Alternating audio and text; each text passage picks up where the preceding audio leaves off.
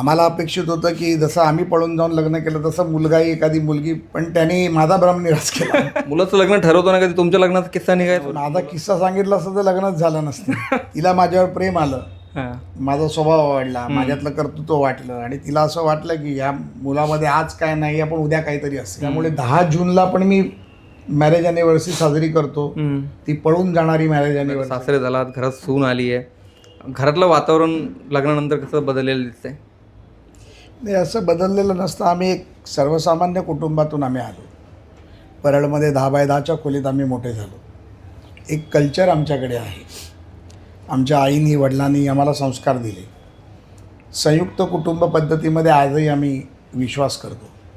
लहानपणी आम्ही एका कुटुंबात आम्ही तीन काका आणि आमचं कुटुंब 18 लोक 10x18मध्ये आम्ही राहायचो. माझी बायको जरी मोठ्या घरातून आली असली तरी तिला लहानपणी तिच्या आईचं छत्र गेलं. त्यामुळे वडिलांनी जे संस्कार दिले की 7च्या आत घरात, बाहेर फिरायला न जाणं, लोकांचं आदरातिथ्य करणं, घरात आलेला पाहुणा जेवल्याशिवाय जायला नाही पाहिजे, चहाच्या वेळेला आला तर त्यांनी चहाने नाश्ता केला पाहिजे, एक अख्खं कुटुंब बांधून ठेवण्याचं काम माझी बायको करते. आणि जेवढा मी बिनधास्त आहे तेवढी ती बिनधास्त आहे, पण तेवढी ती स्ट्रिक्ट आहे. सुसंस्कृतपणा, कौटुंबिकपणा ह्याची एक रेस तिने आखून दिली आहे मुलामुलींना दोघांना, कुटुंबाला आणि इवन मला पण. तर त्याच्या पलीकडे जायला आम्हाला परवानगीच नाही. त्यामुळे मला नाही वाटत की असं काही फार त्याच्यामध्ये बदल घडला. आम्हाला अपेक्षित होतं की जसं आम्ही पळून जाऊन लग्न केलं तसं मुलगाही एखादी मुलगी लव्ह मॅरेज करेल, पण त्यांनी माझा भ्रम निराश केला. तुमचा आदर्श नाही घेतला त्या बाबतीत? त्यांनी ठरवून लग्न केलं. मुलगी डॉक्टर आहे. डेंटल तिने इंडियामध्ये केलं, भारतामध्ये केलं, पुण्यामध्ये केलं. त्याच्यानंतर तिने न्यूयॉर्कमध्ये मेडिकल मास्टरी केली आणि एक चांगल्या मराठा घराण्यातली मुलगी, पुण्यातली रहिवासी, ती आमची सून म्हणून आली. आणि आता मागचे लग्नापासून आतापर्यंत मला वाटतं एक 20 दिवस झाले. तर 20 दिवसाच्या काळात अतिशय चांगल्या पद्धतीने आमचं, आणि माझ्या घरामध्ये एक पद्धत आहे, म्हणजे मी कितीही बिझी असलो तरी सकाळचा नाश्ता आणि रात्रीचं जेवण हे माझ्याबरोबरच होतं. तुम्ही वेळेत पोचता पण? मी वेळेत उशिरा पोचलो तरी ते थांबतात, ते वाट बघतो. सकाळचा नाश्ता माझा 10 वाजता, मी देवाची पूजा केली, निघायच्या 1 तास आधी, आदल्या दिवशी रात्री सांगतो की मी उद्या 10ला निघणार आहे, मग 9ला नाश्ता होतो, मी 11ला निघणार आहे, मग 10ला नाश्ता होतो. त्याच्यामुळे ते संस्कृती आजही आहे. त्यामुळे त्या टेबलवरती चर्चा, गप्पा, मस्ती. मुलाचं लग्न जमवण्याची जी काही प्रोसेस तुमची होती, आता तुम्ही म्हणाल अरेंज मॅरेज केले, ठरवून केलंय, तर बरीच मोठी प्रोसेस असेल. मुलाचं लग्न ठरवताना कधी तुमच्या लग्नाचा किस्सा निघायचा? मुलगा तुमच्या लग्नावर? माझा किस्सा सांगितला असतं तर लग्नच झालं नसतं. कारण तुमचा किस्सा वेल नोन आहे, सगळ्याला तो माहिती आहे. तर ते त्यांनी लग्नच केलं नसतं. त्याच्यामुळे मुलाचं याच्यावर काय म्हणणं असतं? मुलं वगैरे तुम्ही म्हणलं असाल ना की बापाचं थोडं आनंद घेतात, पण त्यांचं असं म्हणणं होतं की मुलाचं पण आणि मुलीचं पण लग्न झालं, ते ठरवणंच झालं. त्यांचं असं म्हणणं होतं की आज तुमचं नाव मोठं आहे, बिझनेस मोठा आहे, एक तुमची प्रतिमा राज्यामध्ये मोठी आहे, कोण कसं मिळेल, कोण कुठल्या दृष्टीने आमच्या जवळ येईल, आमच्याकडे प्रेम करायचा प्रयत्न करायला आम्हाला माहीत नाही. त्याच्यापेक्षा तुम्ही ठरवून घ्या, तुम्ही परखून घ्या, तुम्ही तुमच्या पद्धतीने त्याची माहिती काढा आणि तुम्ही लग्न ठरवा.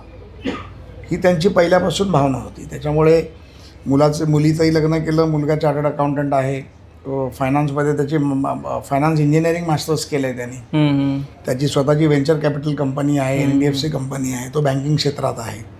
मुलगी माझी व्यवसायात आहे, ती IT चा बिझनेस करते.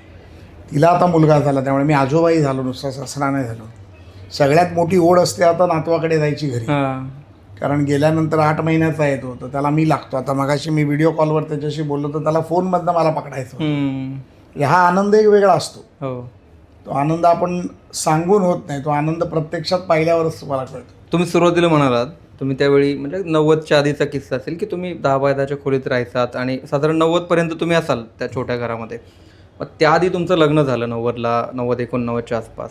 मग जी चाळीत राहणारा माणूस, एक साधारण मराठी मुलगा मुंबईतला, आमदाराच्या मुलीसोबत लग्न, ते कसं जुळलं? कसं ते तुम्ही जुळून आणलं? प्रेम होतं, प्रेम केलं, प्रेमातून लग्न झालं. मी तो किस्सा अनेक वेळा सांगितला आहे की तो हे बघा, असं असतं की दिल बैठा गदे पे, तो पराभी क्या चीज आहे, मी उलटं सांगतो. तिला माझ्यावर प्रेम आलं, हां. माझा स्वभाव आवडला, माझ्यातलं कर्तृत्व वाटलं आणि तिला असं वाटलं की या मुलामध्ये आज काय नाही पण उद्या काहीतरी असेल.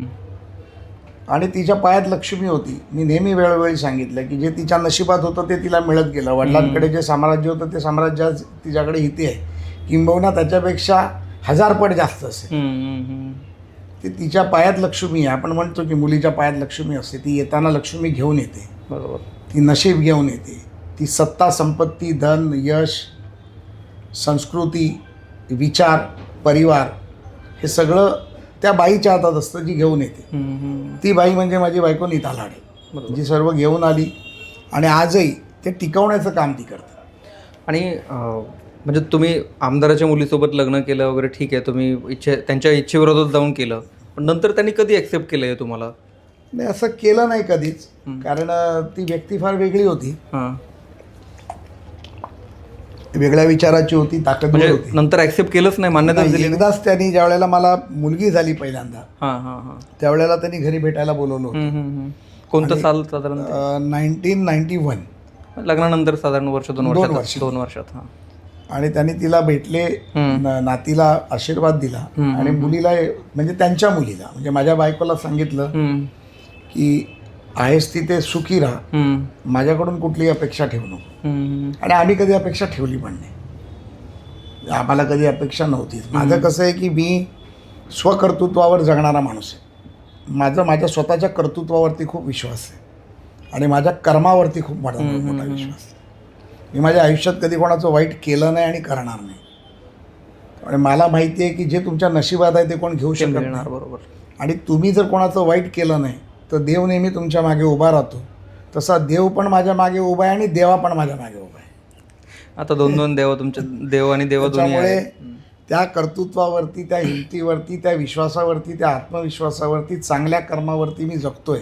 आणि 10 ऑक्टोबरला माझ्या आईवडिलांनी सर्व कुटुंबाबरोबर नायगावच्याच राम मंदिरात माझं लग्न लावून दिलं. आज रामनवमी देखील आहे. हो. आणि मग त्यामुळे 10 जूनला पण मी मॅरेज ॲनिव्हर्सरी साजरी करतो.